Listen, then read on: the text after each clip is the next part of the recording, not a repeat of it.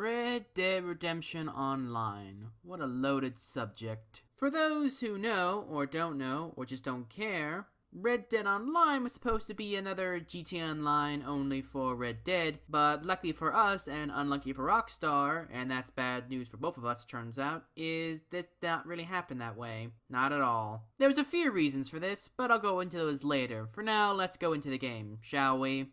Starting the game up, you go into the character creator, where you get to name your character and customize its appearance fully, and also change its stats around, although not much, and I seriously don't know what they really do. After that, we cut to a prison yard where your character is in jail for something. I wonder what. Hazard a big guess that is whatever happened is a fake charge. Luckily, before the game cuts to prison shower time, the guard puts us on a wagon with 4 of the prisoners. Hopefully this goes better than the last time this happened to me. Unfortunately, the wagon's intercepted before the dragon can show up, and we get rescued. The guy who sets us free gives us a gun and a horse and tells us to follow him. Okay, I don't see why we just shoot him in the back of the head and steal his clothes and money and run the opposite direction, but hey ho. And also kill the people that was on the wagon with us, because you never know who's there. But we don't do that, instead we follow him to his camp where we meet his boss, who's a lady. How progressive. She explains that we were framed for killing her husband, even though we didn't do it, and she knows this because the bullets that were found that killed him were different than the ones that we had. Okay.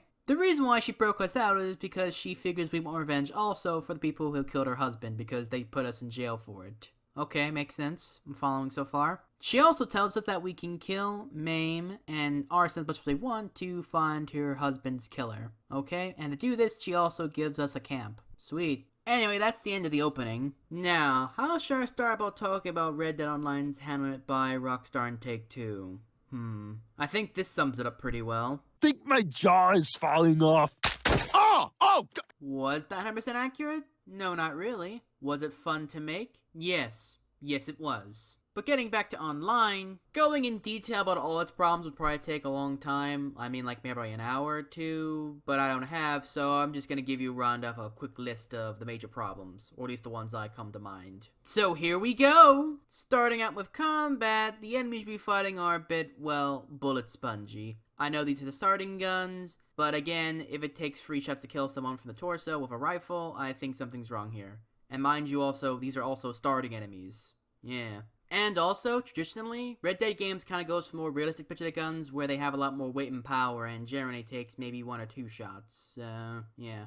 Man, it sound like much, but trust me, it gets a bit ridiculous. And speaking of this is a good segue into the next section, which is grinding! Yay! Who doesn't love spending hours on a game to make money so you can grind and buy stuff that actually necessity to actually have fun? Or more accurately, spend real money. It only saves a couple hours and only costs $50. Then again, that's hardly a problem exclusive to Red Dead line at the moment, and I have a strong feeling it's only gonna get worse from here on out. Yay! Another problem is Rockstar's indifference to going months without content updates. I wonder what they could be putting all their effort into. It boggles the mind of what could be. Another problem I kind of have is the map itself is a bit of a slog to get around to. In the base game, it's not too bad because you kind of stick around one area and just do missions around it. But in this, you go across the entire map more than once, and it kind of gets old quick. And I imagine since due to the setting limitations, there's gonna be no flying vehicles, unless the Wright brothers show up, which I kind of doubt. As for the mission design, it's okay, but I imagine after a while it'll get pretty repetitive. Which can be said for most online games, but seeing how this can go months without content updates and Rockstar's kind of abandoned it, I imagine isn't gonna help matters.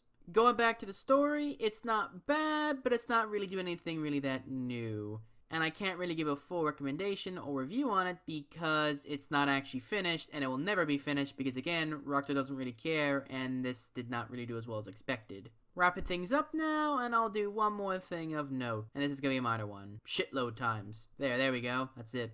Or at least that's it for the problems I had. There may have been more if I digged harder or played more, but I don't wanna. Can you blame me? Anyway, that's more or less what I want to talk about.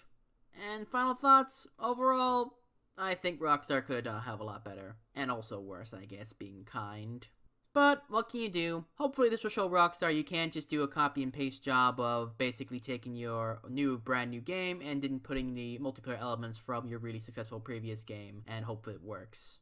It makes you shitload of money. Definitely didn't work here, and you know what? That's probably a good thing. Well. You know, sitting here and talking about this for so long makes me realizing I really could have just ended things off with this picture and just left it at that, and I think it would have covered most of the basins. Yeah. What are you gonna do? Bye for now.